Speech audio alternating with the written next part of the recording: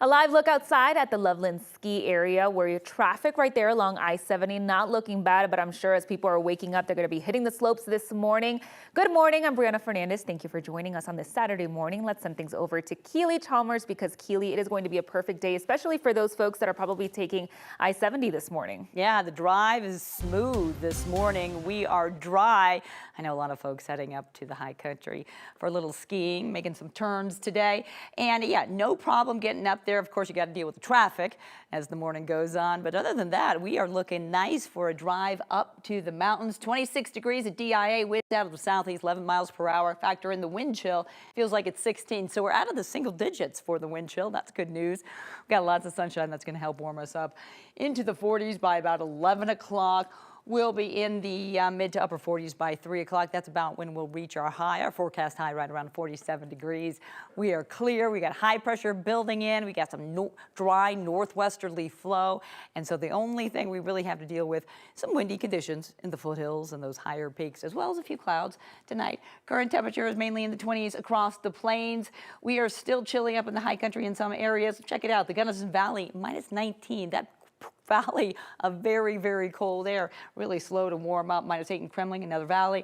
We're looking at otherwise teens and 20s in the high country, 23 degrees in Grand Junction. Today, mostly sunny skies, 47 degrees, our forecast high. And that sunny and seasonal trend continuing right on through the weekend.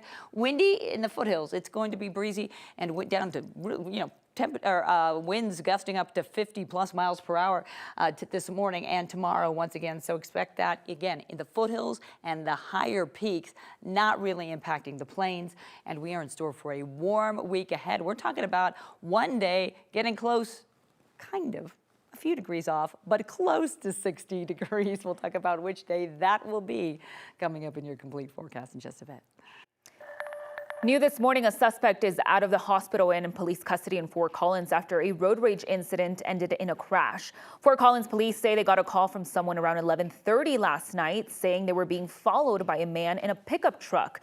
Police say they told the caller to drive to the police station to meet with officers. That's when they say the suspect ran the caller from behind and kept following them. Once Fort Collins police located them, they say the suspect took off. The Larimer County Sheriff's Office then spotted him driving northbound on I-25 and chased him all the way to the corner of County Roads 102 and 19 near Nunn. Police say he rammed a deputy's patrol car at one point during the pursuit. The chase ended there when the suspect crashed in a field. He was taken to the hospital and later released into custody. He faces multiple felony charges, including attempted second-degree assault and driving under the influence. Right now, Aurora police are looking for a suspect after 2 men were hurt in a shooting last night. Police say the shooting happened at the Foxdale condominiums off Alameda near Buckley Space Force Base. APD says one of the men has life-threatening injuries. The other has serious injuries. We're not sure how they are doing this morning, but if you have any information related to the shooting, you're asked to call Aurora police. A family is hoping their loved one is okay after she has been missing for nearly a week. Park County Sheriff's Office is asking people to be on the lookout for Jana Lang. The Sheriff's Office says Lang was last seen Sunday leaving her home in Littleton, headed to Summit County. Lang's brother, Eric Horvat, says his sister planned to go shopping. She was leaving on Sunday to go to Silverthorne to look at the factory outlet shops and stuff. And the next day her work called and said she didn't show up to work. Horvat says his sister drives a white 2016 Toyota 4Runner with a custom license plate that says Jana. Anyone with information is asked to contact the Park County Sheriff's Office. That information can be found on our website, 9news.com. Making national headlines, it's an incredible story of survival. A 20-year-old camper was found alive in northern Rockies after he went missing for 7 weeks. According to police, Sam Benestick left on a solo hiking trip early October. His destination was Redfern-Keeley Provincial Park, deep within the Canadian Rockies.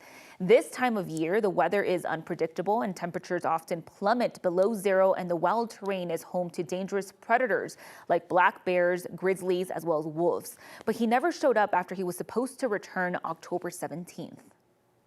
Fortunately, Sam had experience in hiking and being in that kind of environment, so he was able to survive. And then he moved into a valley where he built another camp and a shelter in a dried out creek bed. He eventually wandered out into the woods onto a deserted forestry road 7 weeks later. The Canadian Mounted Police says he was treated for smoke inhalation as well as frostbite. Elon Musk's social media platform X is getting in the middle of a bankruptcy sale for Infowars. It's believed the intervention represents the first time a social media platform has stepped into a legal dispute over account ownership. Conspiracy theorist Alex Jones' Free Speech System is the parent company of Infowars. Free Speech System was recently auctioned off to help pay off part of a huge debt. Satirical news site The Onion was declared the winner of the auction along with backing of some of the families. In past legal disputes over account ownership, social media companies have really left it up to the courts and parties involved to work it out. But in this case, X is stepping in to object to Jones and Infowars X accounts being part of the sale. Jones recently praised Musk as a hero for intervening in his case. In other national news, President-elect Donald Trump had dinner with his Canadian counterpart in Florida on Friday. The meeting comes just days after Trump promised massive hikes in tariffs on goods coming from Mexico, as well as Canada, starting on the first day of his administration, specifically calling for a 25% tariff on all products sent to the U.S. This is video of Prime Minister Justin Trudeau's motorcade arriving at Trump Mar-a-Lago's estate. A senior Canadian government officials say the visit also included some members of Trudeau's cabinet who joined him for dinner. Earlier Friday, Trudeau told reporters he and Trump would work together to address concerns and issues. This was his first face-to-face meeting with Trump since the U.S. election. The two spoke by phone earlier this week.